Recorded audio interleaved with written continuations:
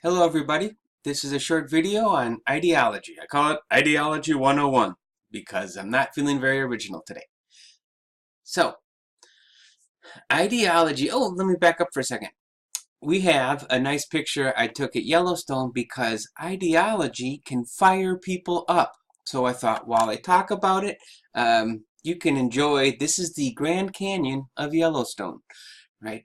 So ideology is, and I've looked at a couple different definitions, right? It's a collection of normative beliefs and values that set up how the world works and how we should act in it, right? There's another definition I want to add in here. Mythology, interlocking stories that show how the world works and how we should behave in it. That last definition is mine. But the point that I'm making is that ideology is not fact, but it's incredibly valuable because mythological stories, while may not have happened, and they show us, right, how to live, or at least that's what they've done in the past, and actually they still do. We just have moved on to secular mythology, right? Anyways, table that for later, right? So ideologies are valuable because they show us what's important and they give us a way to look at the world. And that doesn't matter if it's a feminist ideology, conservative, liberal, religious, pick your religion inside of that, pick atheist. I mean, if there is a way of looking at the world, right, that more than one person shares, you're moving into ideology. Right? Now, like perspectives, right? Ideologies have hidden blind spots and they have their own heroes and villains, right? And depending which ideology you're using, they they will be different, right? So if you're a conservative, for example, big government can be the villain because it stifles creativity, business, etc. That's one story, right? If you're a liberal, you don't think big government typically, right? These are all typical generalities. Don't think big government is the problem. Big government is there to deal with the inequities that are caused by a capitalist system. Da da da. Keep going, right? But you can see two different ways of looking at the government. And then you will find often that somewhere in the middle of those, right, is something more accurate to the world that we experience. Right? Because unless you live in Flint, Michigan, right, most likely you trust the water that you drink, right, which is something regulated and controlled by the government. So, and you drive on roads, etc. Right? So there's a ton of things that don't happen without government, um, good and bad.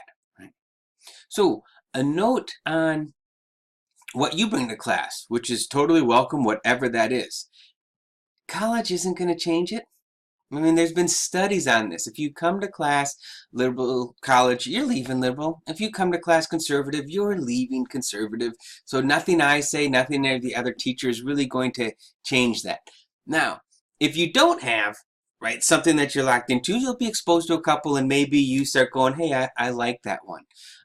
But I have no illusions, and it's not my job to change your ideology. My job is to make sure that your thinking and your research is the best that it can be. So I really want you to be the best fill in the blank that you want to be. So if you're a feminist, great. By the end of this, I want you to be a better feminist. If you're a conservative, great. I want you to be a better conservative at the end of this. Liberal, you name it. Religious, better. And what I mean by better, and this is really important, right, is that you have looked at your beliefs, your ideas, right? And not just in the echo chamber of here's everybody else who agrees with me. So look, it's all perfect, right? Because every, and I mean every, ideology like perspective has blind spots, has things that it misses. Right? So in this class, and this is great because we have a wide variety, right? There are some things that somebody who is really looking at race, right, is going to bring to some other people who aren't, and it's going to be like, dang, I hadn't thought of that, and that's going to be necessary, right? And there's going to be somebody else who's going to bring another thing. Hey, I hadn't thought about that. And again, The idea isn't to change anybody's mind, but to give them more information so they can expand how they understand how all this stuff works, right? And can you think of anything better than, if this is what I believe, don't I want to know it as well as I can, right? And wouldn't it be nice if in a respectful way there was a place where other ideas were brought to my attention so I could see things from just what I've been taught? Well, that's what I think. So that's what you're going to get in this class, right? I'm going to support you totally in the research that you do, right? And it's my job, right, to challenge everybody in a respectful and helpful way to, hey, what about considering this? How does that idea balance out with this other idea? And you'll see conflict all the time. And the last thing that I want to say is, without these ideologies, we would be hopeless. What would you do? How would you respond to anything? I don't think you could.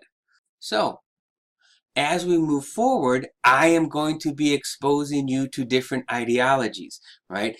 First off, it's going to be in that literary criticism that we're going to do. And I'll give you multiple ways of looking at a story. Each one can be really useful in certain ways, and each one will miss stuff. That's just the way it works. And the more tools you have in the toolbox, the more problems you can work on. All right, so we are going to move on to next looking at feminist literary criticism, and we'll see all of the ways that can help us dig into a story. And followed by that, we've got a couple more going, and we're really going to go around. So we're looking at objects. So we're looking at stories, that we're looking at information from more than one perspective. And I will just tell you one story. I have always been somebody who likes to poke a little bit gently. And so when I was in the Army back in the first Gulf War, right, I was at Fort Devens, and there was these protesters outside at the base. And some friends of mine wanted to go look at the protesters, and I'm like, okay, cool, awesome. And a few of them were like pissed off. Protesters, what are they doing? And here I am, right, possibly going to risk my life. I stayed stateside. And so I asked them, what did you swear an oath to when you became a soldier, right? And they're like, the Constitution, right? And I'm like, what's in the Constitution? Right? Freedom of speech is what I was getting at, right? So we're there, right? Swore an oath to defend the Constitution, so a bunch of people could stand outside the base and say blah blah blah, whatever the heck they were saying, right? So that's why I wanted to tell that story. You have to go back at times and look at the core documents, right? Look at the Constitution. Hell, if you want to say America isn't built on racism, then don't look at the Constitution. You know what I mean? Because if you go back, African Americans 3/5 of a human being, right? You can make that argument. You can make whatever argument you want, but remember, opinions are not equal. Opinions are either more or less valid, and some opinions are more valid than others, right? All right, a little bit over the place, but I hopefully give you an idea of whatever your ideology is, it's welcome here, and it's going to be my job to push you to see it from different angles, to see where it works well, to see what its blind spots are, and you can't see your own blind spot. That's why the diversity in this classroom is great, right? And there are other places where we don't want diversity, right? For example, the road, right? We don't want people coming in from England, driving on the wrong side of the road, right? And saying, well, it's all good.